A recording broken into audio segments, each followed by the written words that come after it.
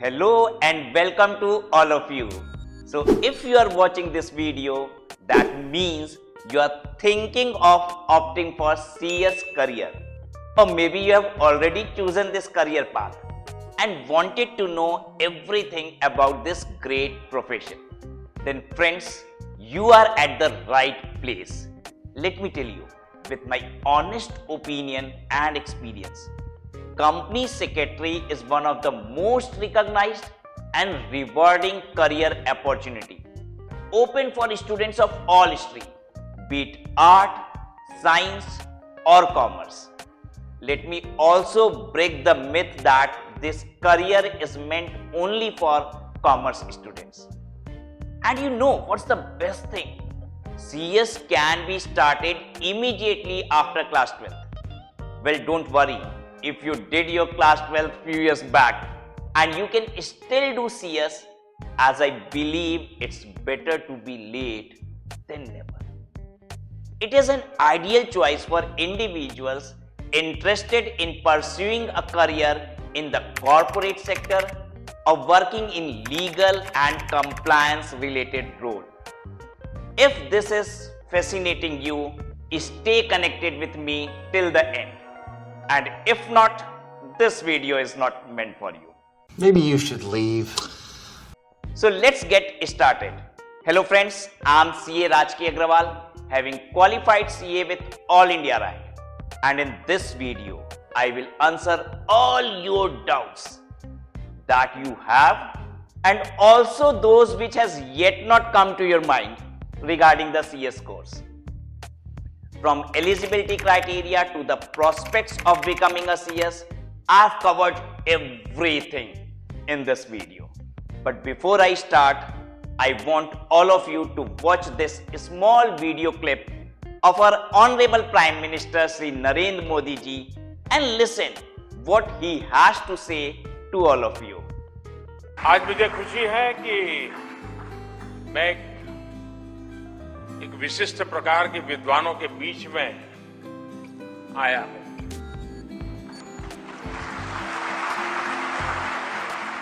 आप अपनी जिम्मेवारी जिस तरह से निभाते हैं, उसी से देश का कॉर्पोरेट कल्चर कैसा होगा, ये तय होता है।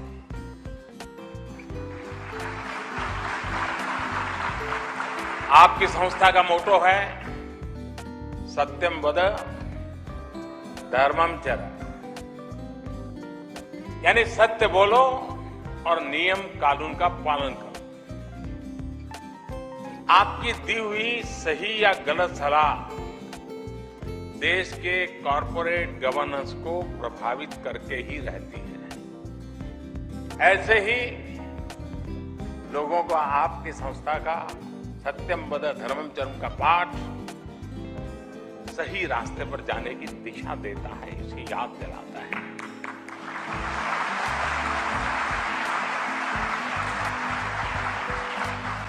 देश में ईमानदारी को, पारदर्शिता को इंस्टीट्यूशनलाइज करने में आपके संस्थान की बहुत बड़ी भूमिका है। I hope this video was powerful enough to influence you in the right direction. With this, I expect that you may now understand the responsibilities of a CS and how important they are to our country. Right? Who are company secretaries? What is their value in a company? Company secretary is the only profession which can make you sit on a chair placed adjacent to the chair of Ambanis and Adanis in the boardroom. CS are recognized as the key managerial personnel. Now there is very important question that comes to everyone's mind. How relevant is CS compared to CA? And I know you also have the same question in your mind. But wait, I'm not going to address this question right now. You yourself will get the answer to this before the end of the video. And with this wonderful beginning, let's move ahead. First thing first, ICSI, the Institute of Company Secretaries of India, is a professional body that governs and conducts the exams for company secretary in India. This body, ICSI, comes under the ownership of Ministry of Corporate Affairs, the Government of India.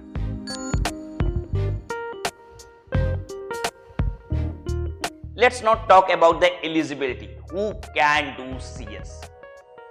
As I've already told you, if you have passed your class 12th, either in the stream of arts, science or commerce, you are eligible for appearing CS course. And not 12th basically.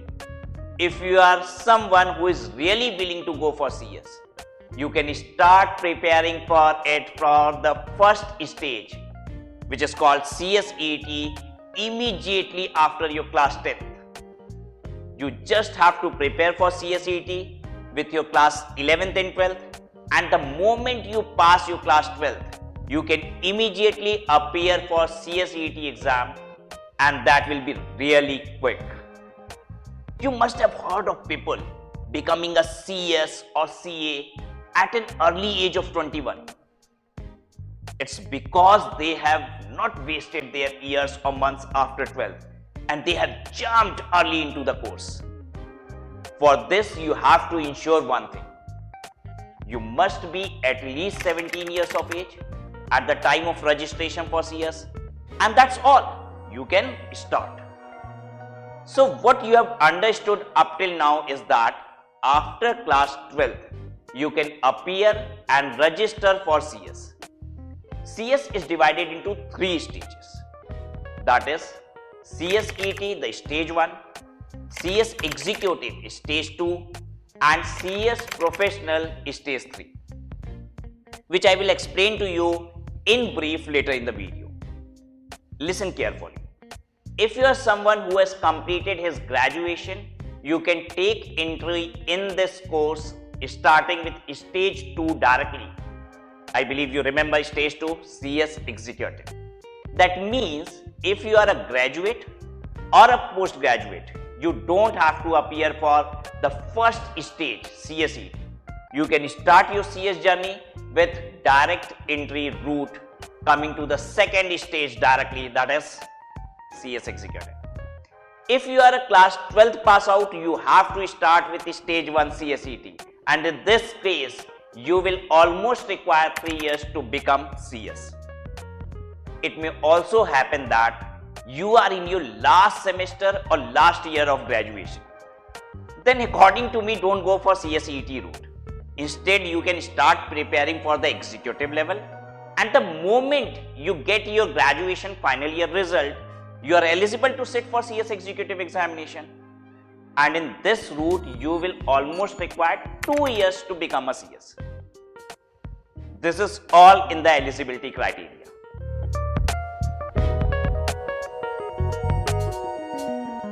Now let's come to the most important part, course structure. CS comprises 3 stages: CSET, CS Executive and CS Professional. We will understand them one by one. Let's start with CSET. CSET is the first and foremost stage, which was previously called as CS Foundation. The name is now changed, or you can say renamed as CSET. That is Company Secretary Executive Entrance Test. So you first register yourself for CS course with CSET on the ICSI website, which is icsi.edu. The institute provides you with the study material which gets delivered to your doorstep. The syllabus of CSET comprises the following 4 parts. Part 1, Business Communication, which is for 50 marks. Part 2, Legal Aptitude, Logical Reasoning and Quantitative Aptitude for 70 marks. Part 3, Economic and Business Environment for 50 marks. And Part 4 is Current Affairs for 30 marks. This makes the entire CSET of 200 marks, and the total duration for the exam is 2 hours. The paper is entirely MCQ based, and remember, it's just one examination of 4 parts consisting of all 4 papers. And the best thing, the mode of this examination is online, which you can appear from the selected exam center. The passing criteria, students have to score 40% in each part of the paper. I hope you remember 4 parts of the paper. So 40% in each part and 50% aggregate marks in total in order to clear the CSET level. Remember, the most important thing, which I guess not everyone knows, and thus students do this mistake. The result of CSET is valid only for 1 year. So if you have to get yourself registered for the next level, that is CS executive level, within 1 year you will have to do so. And in case you have forgot to do so, you will have to take the CSET exam again. Next stage is level 2 CS executive. To appear for CS executive, candidates either have to pass CSET or have to be a graduate or postgraduate in any stream, arts, science or commerce. There is one more criteria. If you have passed CA foundation or CMA foundation, then also you can directly appear for CS executive. That means a student can parallelly go for all these 3 courses even. Now important again, there is some mandatory training for every CS executive candidate which they have to undergo. The first one is computer training and the second is 7 days SIP, not systematic investment plan, SIP, that is student induction program.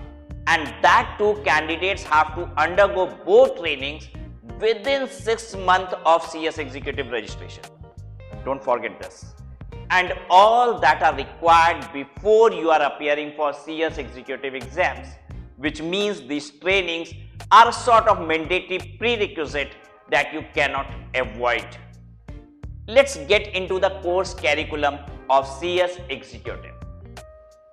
As per the new syllabus 2022, CS executive consists of 2 modules. The first module has 4 papers and the second module has 3 papers, each of 100 marks, which makes the entire CS executive stage of 700 marks. The duration of each paper will be 3 hours. Module 1 has first paper GIGL, Jurisprudence, Interpretation and General Laws. Second paper, Company Law and Practice. Third paper, Setting up of Business, Industrial and Labor Laws. Fourth paper is Corporate Accounting and Financial Management. Now module 2 has 3 papers. First paper is Capital Market and Securities Law. Second paper, Economic, Commercial and Intellectual Property Laws. And last but not the least, the third paper of module 2, Tax Laws and Practice, my favorite one. Now though institute has divided the executive stage in 2 modules to lower the burden and pressure on students, it now depends on candidate. If they wish, they can give exam of only 1 module at a time, or they may even give exam of both the modules together depending on their preparation. Talking about the pattern of paper, then they are a combination of both case-based objective type question and descriptive question in all the papers, except one paper named Corporate Accounting and Financial Management, which is in fact 100% descriptive. Student, I hope this is clear to you. Moving forward, we are going to talk about the passing criteria for CS executive level. So there's basically 2 things. One is passing criteria to pass the exam and another is exemption criteria to pass a particular subject or subjects. Let's start with the passing criteria, and once I have done with this, I'll move to exemption criteria. The student must get a minimum of 40% marks in each paper and the overall module aggregate should be 50% to pass CS executive level. Understand one thing, if you are giving both the modules together, then the aggregate of both the modules will be considered. For example, if you have scored 190 in module 1, which comprises of 4 papers, and 160 in module 2, which comprises of 3 papers. In this case, you will be declared pass in both the modules, as the aggregate becomes 350 of all the 7 papers, which is 50% of the total marks. But if you would have given the exam of only module 1, scoring 40% marks in each subject, and the aggregate was same, which I stated earlier, 190 marks, you will be declared fail in that case, because you were supposed to get a minimum of 200 marks in aggregate, and that becomes 50%. I hope this stands clear for all of you. Now let's move ahead and understand the exemption criteria for CS Executive. Exemption in a paper means you are declared pass in that subject even if you fail in a module. To get an exemption in a subject, a student need to score a minimum of 60% marks in that paper and a minimum of 25% marks on the remaining paper of that module. Exemption means you will be assumed pass for that particular subject, which means you are giving your next exam, you don't have to appear in the exempted paper of last attempt. Now there is one more way a student can get exemption, and this criteria is least known or least discussed by people. But I'll tell you, in this criteria for exemption, out of 4 papers of a module, if you failed in a subject with a minimum of 25 marks in that failed subject, and you have scored an average of over 60%, combining the other 3 papers, then those 3 papers are exempted.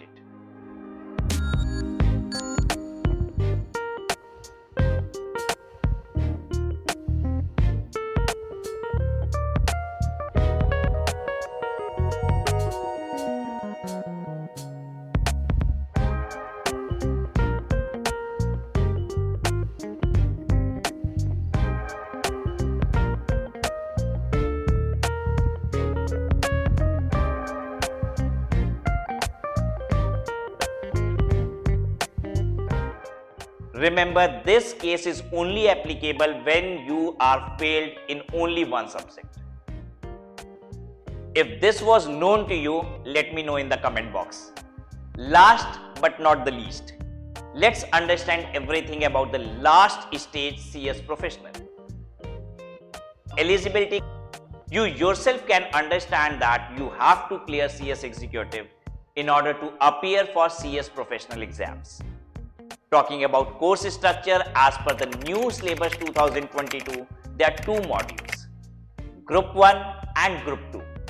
In Group 1, there are 3 mandatory papers and 1 elective paper that you have to choose from 4 subject options. And in Group 2, there are 2 mandatory papers and 1 elective paper, and that elective paper has to be chosen from 5 options. So in total, there are 7 papers in CS Professional. You will get the complete information for all the subjects in detail. I have put the link to a web page in the video wherein you will find all the description, detailed information. The paper pattern is descriptive, and for elective paper, it's an open book examination, which means you can take your books to examination hall for all your elective papers, and that too as many as you wish. The duration of each paper is 3 hours and with maximum marks of 100. Moving forward, the passing criteria. So the passing criteria in CS Professional is same as CS Executive. That is, you have to score a minimum of 40% in each paper and an aggregate of 50% in all the papers of the group to pass the exam. Similarly, you can choose to give exam of 1 module or both the modules at a time, depending on your preparation. Talking about exemptions, it's again the same here. You have to score 60% or more in a subject and a minimum of 25% in rest of the subjects in order to get an exemption in that particular subject where you have scored 60% and above. Wow, we are finally heading towards the end of this video. Let's address the most important topic, which is every aspirant's main concern.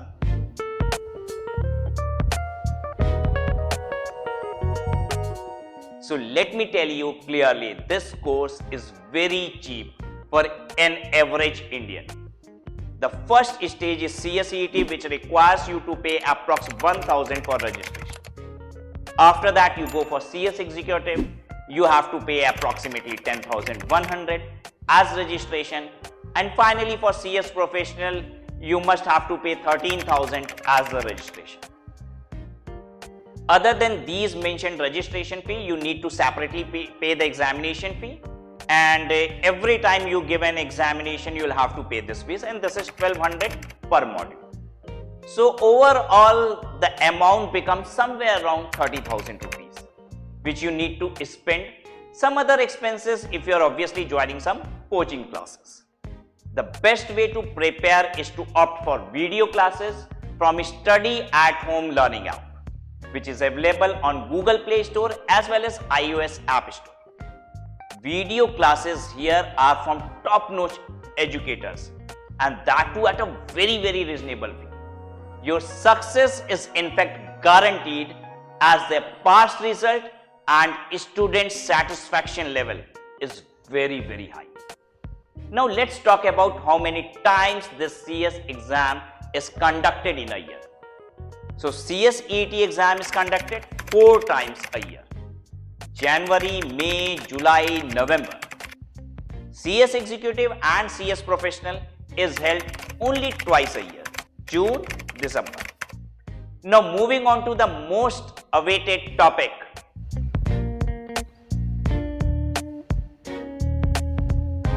What is the salary of a CS in India? So when you see different YouTube videos, different people speak different things, which can be confusing and demotivating at times. Now let me get into this straight away.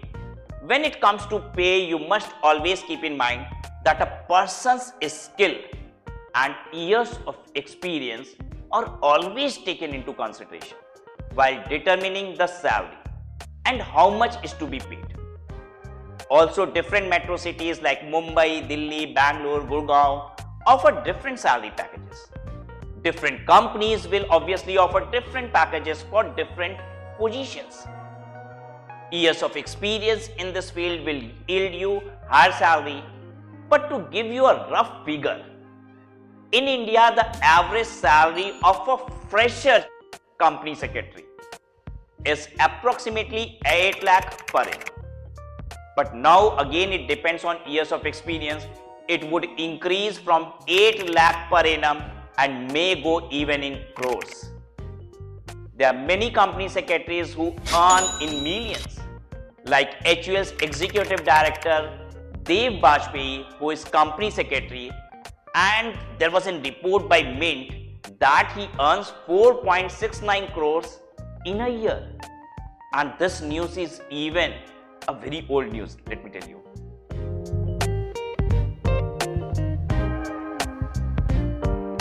Talking about the top recruiters for CS graduates, they are Infosys Technologies, HCL, Cisco, Dell, Tata Infotech Limited, Apple, and obviously the Big Fours.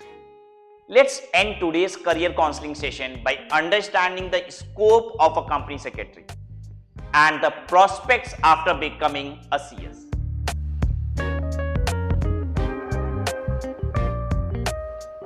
There are numerous job opportunities like the public and commercial sectors, financial organizations, and banks.